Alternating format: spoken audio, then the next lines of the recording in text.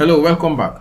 This is part 2 of our tutorial on how to create an invoice using Excel. So the first thing is how to format our text to appear in certain ways. For example, the due date, if we come here and we type 16th October 2021, you can see Excel automatically format it. What if we want a specific format? Just simply click on that cell under your home tab. In the font group, click your launch button, go to format cells. You see the different ways you can format your cell content. In this case, we want to format the date. So click on date. You can change the appearance of the date the way you want. If you want it to appear this way, we click it, it appears this way. Let's say the customer ID is 1234, then the customer's invoice number is 0101. So this takes us to another thing. If you check, the first 0 did not appear. So one way to format this is to change this to a text instead of a number. Click on the format cells launch button again, and I go to number and I change this from general to text. And if I come here now and I type 0 in front of it, you can see we have the 0 appearing here. Also, we need to format this other part. This currency, we need to format this to a particular currency. Click it and I go the same way. Under currency, I want 2 decimal places after the amount, and I want it to be $sign. So the same way too, we can repeat for all the items here. Select all of it, click number, and click currency, and say OK. And the final figures too, I want to use the same formatting. Currency and OK. Good. So next, we want to talk about functions and formulas. In Excel, we have some functions, predefined formulas that you can use to make your work process easy. The one we want to use specifically is the date function. The function that will pick the date on the system and use. So for example, the date you prepare this invoice, that is the date you want to appear in the invoice. So we use the today function to call the date. That's number one. Number two, when working with any function or any formula in Excel, the first thing you do is to start with the equal to sign. Click the equal to sign and I type today, open and close brackets, and I press enter. You can see it automatically provides today's date and it corresponds with the date on your system.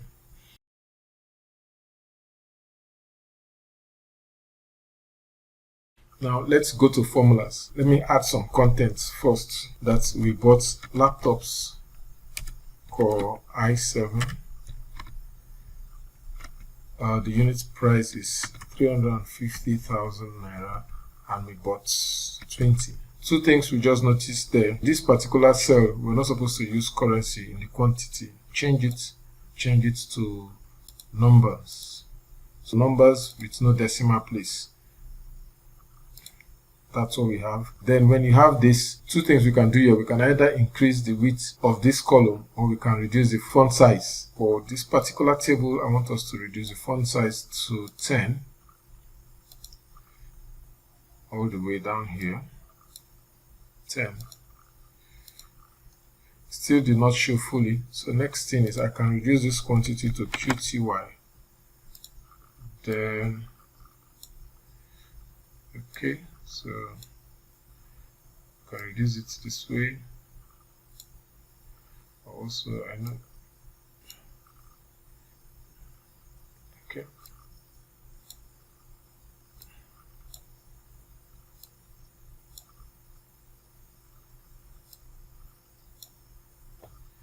Okay.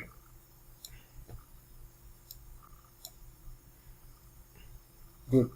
We bought 20 pieces of Core i7 and we're giving a discount of 20,000 naira. We bought printers. It's 300,000 for each. We bought 10. There was no discount. We bought microphone for recording our videos. We bought 25,000 naira for each and we bought 50 pieces of it.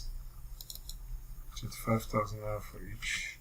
And they gave us a discount of 1 microphone, which is equivalent to 25,000 naira, and we bought projectors.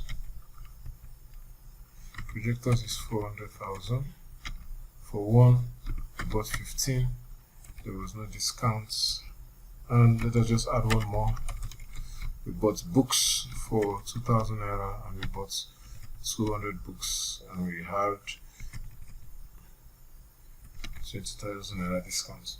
if you're using your calculator or you're doing this manually, you need to say the amount here is equal to subtract the discount from the unit price times the quantity to get the amount of the item. I want to create a border around this and also a border around this. So remember, when you want to add a formula, the first thing you will do in Excel is you add equal to. Without the equal to, you will not get the results. But one clean principle in Excel is you don't reference cells based on the content. You reference cells based on the cell name. So instead of using this value, which is 350,000, it is better to use the name of the cell, which is C15. The name of the cell appears here. So we come to this and we say equal to C15 multiplied by D15 minus E15. So you see, that way it serves better, because with this now you can easily duplicate this formula. So simply I click on this particular cell, move the mouse to the lower right, and then when it changes to the black plus sign, just drag it all the areas you want it to autofill. So if you check this, 300 times 10 gives us 3,025,000 times this minus this gives us this. We have all the answers that we want. So if we add another product now, let's say we bought tables. Each table is 1,000 naira, and we bought 100 tables. That's supposed to give us 100,000. You can see the calculation there. There is no discount. If there's a discount of 2,000 naira, this gives us 98. So it's working perfectly. Okay, so another function we want to talk about is auto sum. So to do the sum, I press the equal to. Under the home tab, I go to the editing group and I click the drop down button and I click sum. You can see it automatically says equal to sum from F19 to F29. That's what I want. I press my tab button and it gives me the sum of these values. So any calculation I do here, I have it here. Now the tax is 7.5%. That's 7.5% of this. Now one other thing to make your work clean in Excel is it's better to reference a cell than to use the content in the cell. So what if this tax changes to 7.5 and after designing we lock this particular cell, or sometimes it may be difficult to trace the error. So instead, write the number here. I also extend the cell and we reference that cell in our calculation.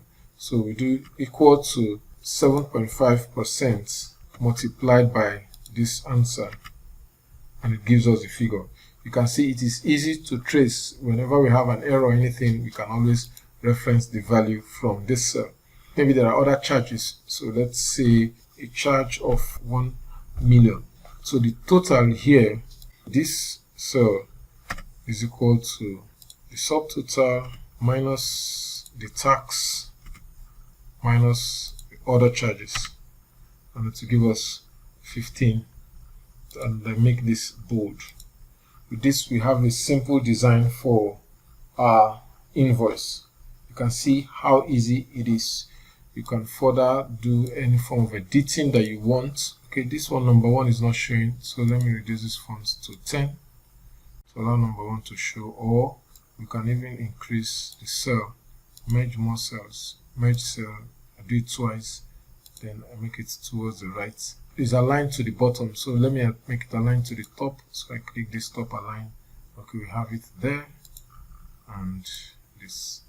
Okay, so this one is sorted out. One more thing I want to add before we end this class is, okay, what if there's an error here? What if a client mistakenly types, or maybe the user uses letter O? You can see there's an error sign there, and this is not very neat. So I'll introduce one more function, which is IFERROR. It helps us to catch errors and then makes your work to appear neat. We have a video on IFERROR and we'll take time to explain it. But for this class, click on the particular cell where you have the formula. Before the formula, we'll type IFERROR, then we'll open the bracket. So IFERROR has two options. If there's no error, what will happen? If there's an error, what will happen? So if there's no error, do the calculation. Then, comma, put in brackets. If there's an error, just write contains errors. That's what we want to appear there, and I close the brackets. So whenever there's an error anywhere in this document, this part will show the user contains errors. But if the number is correct, it will show the actual figure. But if we have errors, it will show contains errors. This is it, our simple invoice using Excel. So if we come to print, this is how it appears. Thank you very much. Please remember to subscribe and click the bell button so that as we introduce more videos, you get to learn with us. Watch out for our next class. Thank you very much.